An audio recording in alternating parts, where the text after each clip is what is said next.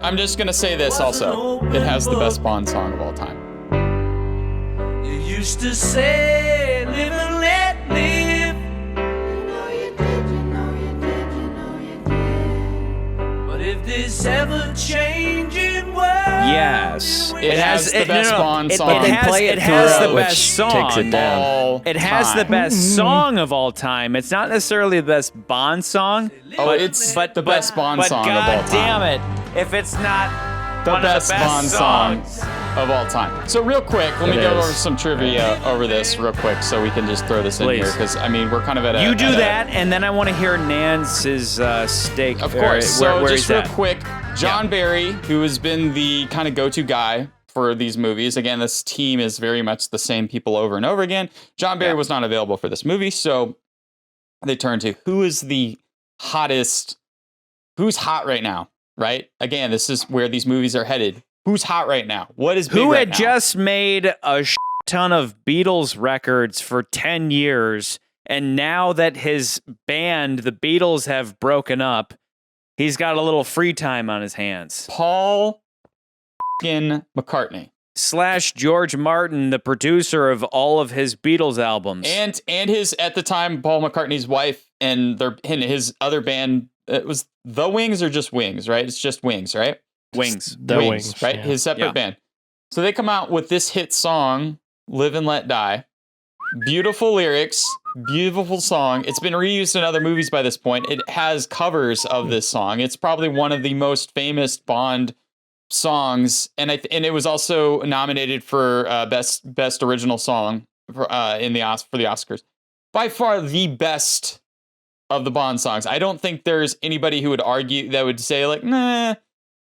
It's just very good song, and yeah, it doesn't have. I know last time we talked, Scott, about Patterson was all about "You Only Live Twice" and how he really liked that song. But I think what does it for me for this song is it still has that big orchestra in this that song doesn't have, but it also introduces a little bit of that 70s rock in there, and it's a really good mesh of those two. Scott, I want you to say your piece. No, I agree. I think it's one of those that I guess it's hard for me to put this below Diamonds Are Forever based on my argument from last time and I'm going to say it and I'm going to drink iconic songs. I don't think this movie's I don't think this song is iconic. I think this song is bigger than the movie itself. It is bigger. It is bigger. Like if you're a Beatles fan, if you're a Wings fan, if you are just a Paul McCartney fan, you may have never even seen this fucking movie and you don't care. But this movie this transcends, or this song transcends the movie itself. This is just like part of the. I mean, as a Beatles fanatic, this song it transcends the Bond verse. I mean, this just happened Guns to N' have Roses the did this biggest song thing. too. The biggest thing in Britain being the Beatles, meeting the biggest thing in Britain being Bond. It doesn't.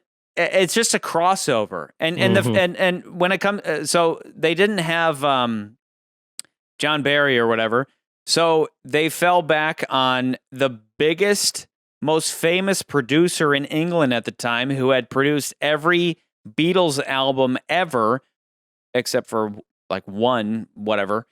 George Martin, who did the score of this movie, and you feel it immediately. The moment that those circles are coming across the screen with in the turn and shoot, the gun barrel sequence, you have a different Bond theme song that just has that. I mean, if you're a Beatles fan, you can already feel the difference between the normal Bond theme and the George Martin Bond theme that has this like brightness to it. And then that brightness is throughout the whole movie. They apply that to every instance. It's already lighter You have the more serious toned Bond theme instances in like every movie, whether it's like old or new. Daniel Craig. Where's my beer? I can't find it. But when George Martin suddenly takes the helm of scoring these movies, it's like I mean, like Brighter Bells and like you immediately feel a difference. I also want to point out the irony, though, that several films before this, Goldfinger, Bond makes some remarks about having headphones and not listening to the Beatles, or listening to the Beatles with headphones on. Drinking Bollinger below the it's like listening to the Beatles without headphones. 32.5 is like listening to the Beatles without earmuffs. Yeah. And then now we're films later, and who is scoring these movies? A Beatle is providing. Yeah. I'm one of the people that know this song detached from Bond. And for me, it was kind of weird seeing it like associated. So, I mean, it's in the movie throughout. And yeah, I didn't love hearing it throughout. I would have preferred it to just have been at the beginning, like a normal Bond song. Yeah, it was good for the chase scenes. Even with like the boat sequence, it's so the boat sequence is mostly it's quiet. so great.